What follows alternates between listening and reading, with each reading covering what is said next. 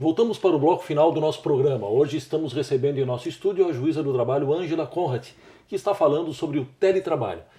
Bem, juíza Ângela, como magistrada do trabalho, a senhora tem percebido se existe algum uso descontrolado pelos empregadores dos dispositivos móveis de comunicação?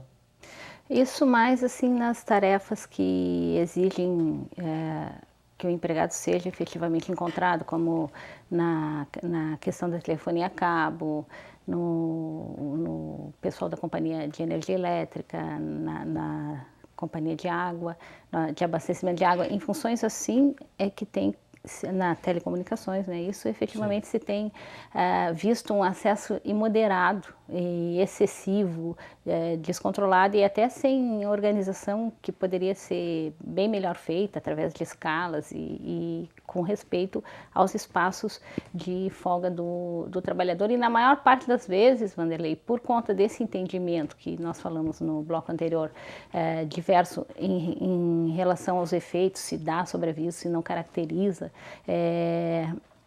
as empresas muitas vezes deixam de remunerar o tempo de sobreaviso, mesmo o empregado tendo que manter o celular ligado e a forma de acesso. O que mais incomoda o trabalhador, efetivamente, nessa questão, é o que abre espaço para a invasão da sua privacidade, né, da sua vida privada. E essa invasão acaba, o empregado muitas vezes se sente assediado nisso, o trabalhador se sente assediado porque tem que estar naquela situação, não recebe nada por isso e ainda se não tiver, leva bronca do chefe quando volta, né? Então é uma situação que tem gerado muito reflexo na questão da assédio moral. Tá certo. E para evitar abusos cometidos por superiores hierárquicos, e até mesmo como uma forma de prevenção, não seria o caso das empresas elaborarem aí políticas de segurança da informação regulando esse tipo de relação à distância? Eu sou contra essa regulagem pelas empresas porque me parece que isso cabe à autonomia coletiva. Isso deve ser tratado coletivamente através dos sindicatos representativos, porque na medida em que a empresa começa a regular, ela começa a regular no sentido de inibir a caracterização de hora extra, de sobrejornada, de sobreaviso, né? Sim. E nós precisaríamos introduzir essa matéria, esse tema, num diálogo entre patrão e empregado. E esse diálogo, quem tem condições de fazer numa correlação de forças mais equilibrada são os sindicatos, são os entes coletivos, né? O sindicato patronal e o sindicato profissional. Aí sim, aí eu acho que essa regulação vem bem. Ela pode ser feita através de acordo coletivo ou numa esfera de categorias que tem um maior número de empresas com similitude de condições de trabalho, através das convenções coletivas de trabalho. Me parece que aí fica mais perto da realidade e atende e traz uma via de interlocução entre trabalhador e empregador.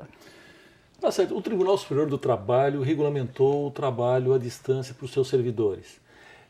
Um artigo da norma que foi editada e que está até causando uma certa polêmica diz que os próprios servidores deverão providenciar a estrutura física e tecnológica necessária ao teletrabalho. A pergunta, esse tipo de procedimento não pode estimular que a iniciativa privada venha a repetir da mesma forma que foi disciplinado pelo Tribunal Superior do Trabalho, deixando para o funcionário os custos com a realização do trabalho em casa? O que a senhora pensa sobre isso?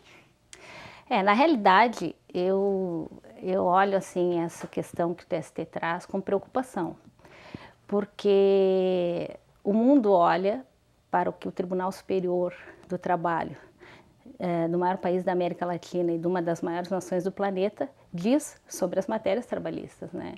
Então, essa questão na forma como o TST está propondo regulamentar o trabalho à distância, ela é uma questão completamente nociva para os trabalhadores e ela inverte totalmente a sistemática que até hoje disciplinou as relações de trabalho. Ela tenta atribuir a quem vai trabalhar em casa o ônus de ter o equipamento no serviço público, né? O equipamento que vai ser utilizado para se comunicar e ainda se descuida na questão da majoração da jornada, né? Que tem uma proposta de elastecimento nesse sentido também. Eu vejo com bastante preocupação, acredito que esse tema seja uma matéria que as categorias profissionais dos servidores públicos devem estar engajadas, não apenas por si, na qualidade de servidor, mas principalmente pelo espírito de solidariedade de classe com os demais trabalhadores. Isso é muito preocupante, realmente. Tá certo. A dissertação de mestrado da senhora analisa o trabalho como elemento da condição humana. E estamos vivendo aí numa época em que o próprio lar, a casa da pessoa tem sido invadido pelo trabalho. É isso mesmo? No futuro tudo vai ficar reduzido ao trabalho? Então, Vanderlei, a esperança que a gente tem é que no futuro o trabalho seja algo mais realizador, né? Isso é o que se espera conseguir fazer mudanças e trazer um sentido efetivamente ao trabalho que anda tão massificado e tomando conta dos espaços totais da vida da gente. A gente já passa tantas horas trabalhando, outras em deslocamento e agora com o trabalho indo para dentro da casa da pessoa. E é tão interessante isso porque as casas estão cada vez menores e agora tem que, além da família, caber o trabalho dentro dela, né? É uma questão que nos traz também. Eu lembro sempre de um texto do André Gorz, que ele escreveu basicamente um panfleto, se chama Ideologia Social do Carro a Motor, em que ele pretende mostrar como a sociedade se organizou a partir da questão do automóvel, né? Que então a gente centralizou as ocupações todas no centro da cidade, todos têm que se deslocar. O trabalho em casa, ele, sem dúvida, ele traz uma conotação positiva em termos de evitar tanto deslocamento das pessoas, né? Tantas horas, nós vivemos em cidades atrolhadas, com dificuldade no transporte coletivo, mobilidade urbana péssima. Então ele vem trazer isso, ele traz também, ele favorece um pouco a questão da permanência na família, alguém para cuidar dos filhos. Essas questões todas estão juntas, mas eu vejo que isso, Vanderlei, é ainda muito difícil de se dizer como é que vai ser esse desfecho dessa trajetória do trabalho em casa.